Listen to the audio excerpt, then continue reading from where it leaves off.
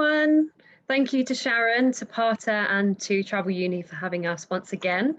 And thank you to all for joining us this afternoon. I can see we've got lots of people from Essex, Guernsey, even someone from Nepal. So amazing. Thank you so much for joining us.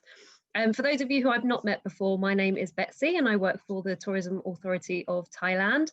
So over the next 10 minutes, we'll be transporting you to the land of smiles and telling you why you and your client should get over as soon as possible. So for those of you who have never been to Thailand before, or maybe you went years ago and feel a little bit rusty, this slide really is for you to paint the picture and give you the basic information. So Thailand is the same size as France and has a population of around 69 million people.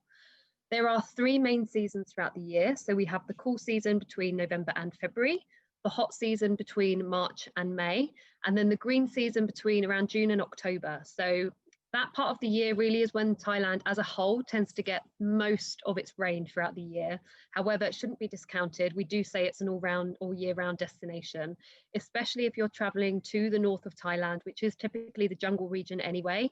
Actually visiting in the green season is really good, as it kind of speaks for itself. It's when it's most green at that time of year and is a really beautiful time to go. 95% of Thai people are Buddhist, and this comes across in a number of ways. Firstly, in the temperament of the Thai people, so very spiritual people and very welcoming. So a lot of people do travel to the country time and time again, and we think that's the main reason. It's the welcome that they get from the Thai people and the level of hospitality that you get. The second way is the actual architecture that you see when you're moving around the country. So lots of Thai temples. And you really would be hard pushed to have a holiday in Thailand and not visit a temple when you're there. They are everywhere and are fascinating places to visit. You need to have at least 6 months on your passport to travel. And as I mentioned very briefly, we have a 72% repeat visitor rate, which is really, really high. And I think that reason really is the welcome that you get from the Thai people and the weather, of course. So some people do say that Thailand looks a little bit like an elephant's head. So excuse my really bad drawing, trying to bring this to life, but hopefully you can kind of see what we're getting at with the picture. So if you can imagine, the eye of the elephant is Bangkok city, so positioned right in the center of the country. And then the ears, which are kind of sitting at the north of the country, this is the jungle area and the mountain area. So really good for an active adventure holiday. So hiking up the mountains, rafting along the rivers and cycling across some of the amazing farmland that we have there as well. Also very good for wildlife experiences in the north. So I know we have Karen from Anantara speaking to you very soon, and I'm sure she'll mention the amazing Anantara in Chiang Rai in the north of Thailand, which is actually one of the elephant camps that we have in the north. So then the south of Thailand, which is kind of that sort of trunk area, this is the area known for the beaches and the islands. So it's typically a lot warmer in the south, which is quite handy because it's where all of our beaches are based, and many different islands to explore. And actually, we do recommend traveling to lots of different islands when you're there rather than staying in one place, really to give you the all-round sense of what Thailand has to offer.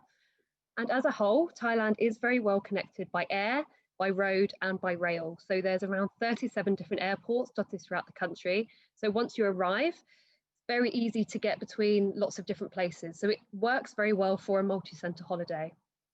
For people who actually have a little bit more time on their hands, then quite a unique way to experience the country is by the train.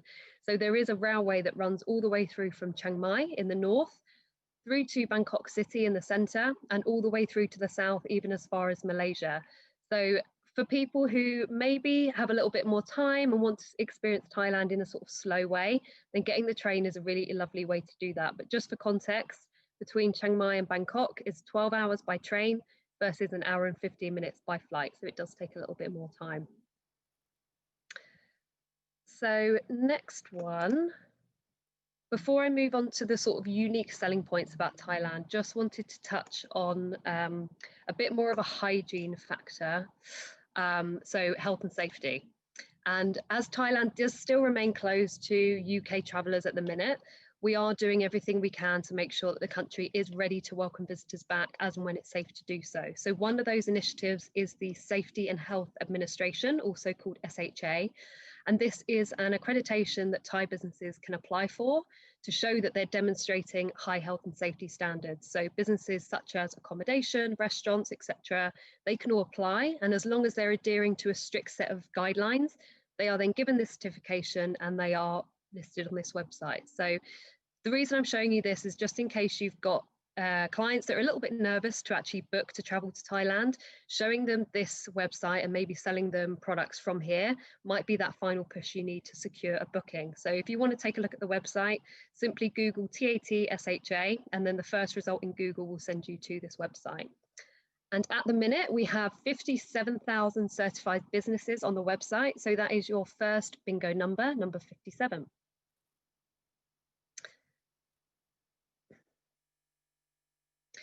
So Bangkok itself is known as the City of Angels, and this is really most people's first experience of Thailand because most of the international flights do come straight into the city centre.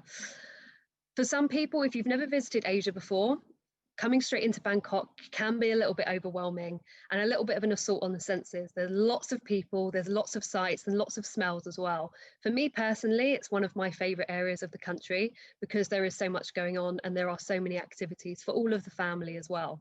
However, if you are visiting for the first time, we do recommend putting Bangkok at the end of your itinerary for that reason, that it can be a little bit overwhelming. So familiarise yourself with the culture, with the people as well, and then finish off in Bangkok and you will have acclimatized to it and probably enjoy your experience a lot more. The second reason is the shopping. So there are lots of really glitzy shopping malls in Bangkok, but also really amazing markets as well, all the way through from the night markets to the floating markets, like you can see top left here. So if you are going to be doing some shopping, rather than carrying your luggage all around while you're beach hopping, for example, do Bangkok at the end. You can get all your shopping straight on a flight home. So one thing we always recommend as well is, as you can see from the picture top right, is that the Chao Phraya River cuts through the city. So if you want to escape the hustle and bustle and actually stay in a hotel that overlooks the river, and you do really have that sense of calm, even though you're in a city. So the Chao Phraya River itself is 360 kilometers long. So your next bingo number is just that, number 36. So moving on now to the beaches and the islands. So this is the area in the south of Thailand. And we are very lucky that the UK market knows Thailand for its beaches and its islands really well. And we do luxury really well. And I think, again, this is very well known to the UK market. You can stay for 2 weeks in a 5-star hotel in Thailand and probably pay a fraction of the price than you would in Indian Ocean or Caribbean, for example. And the hospitality in Thailand really is second to none. So for those of you who have been before, hopefully you agree with me there. You really don't get hospitality like it anywhere else in the world. However, we do also do the other end of the spectrum really well, and that's beach hopping. So actually traveling around and doing sort of 2 nights at different beach locations is a really lovely way to experience the south of Thailand, and then actually choose which is your favorite area to stay in. And then when you return, go to your favorite place that you stayed in. So there's 1,430 islands in Thailand. So there's so many to choose from. And actually 41 of those are uninhabited islands. And that is your next bingo number, number 41. So a key thing to mention with the south of Thailand is the variation in weather that you can experience throughout the year. So if you can see, this is the south of Thailand shown in the map here. And the Andaman coast, which is home of Phuket and Krabi, this is best visited in the UK winter. However, the other side, which is the Gulf Coast, best known for areas like Koh Samui, best visited in the UK summer. And the reason is because it's just shielded from a lot of the rainfall at that time of year. Storms travel up at different times of year. So Koh Samui is actually a really good option, particularly for families who maybe have children, so they're restricted to traveling in the UK school holidays. Samui is a really lovely option for them. However, Thailand is never cold. The average annual temperature in the whole of the country is 28 degrees Celsius. So that is your next bingo number, number 28. And as I mentioned a little bit earlier, Thailand's Buddhist culture really is ubiquitous around the country. There are lots of Thai temples, and I normally talk about specific ones in my presentation, but we are restricted to quite a short time here. So I'll just mention one. This is the White Temple top right here in Chiang Rai. Really beautiful because in the sun, it shimmers as it's white and it's really intricate in the carvings that are produced around the building. Really, really beautiful. And then a little area inside the temple is actually dedicated to an art gallery. So really unique, and there's so many other ones that I could talk about, but we just don't have time.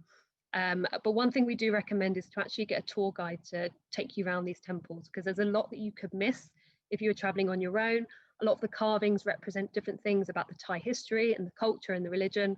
So definitely get a knowledgeable tour guide to explain all of that to you. So there are over 35,000 temples in Thailand. So that is your next, and I think your final bingo number from me, number 35.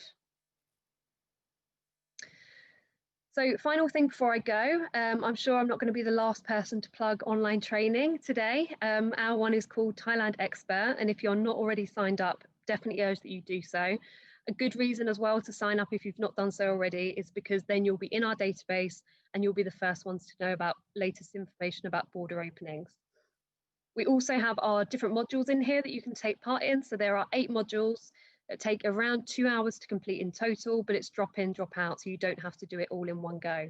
We also film various webinars throughout the year, and all of the recordings are loaded on here. So a really good resource for all of you for all things Thailand. And then finally, useful links. So Thailand Expert is our online training. Fan Club Thailand is our consumer website. So if you want any content on here for your own social media channels, your own websites, we have lots of articles and lots of videos which you're welcome to use on this website. And then finally, my email address. So I'll pop that into the chat in case you don't have time to write it down. And that's me done. So thanks everyone for listening.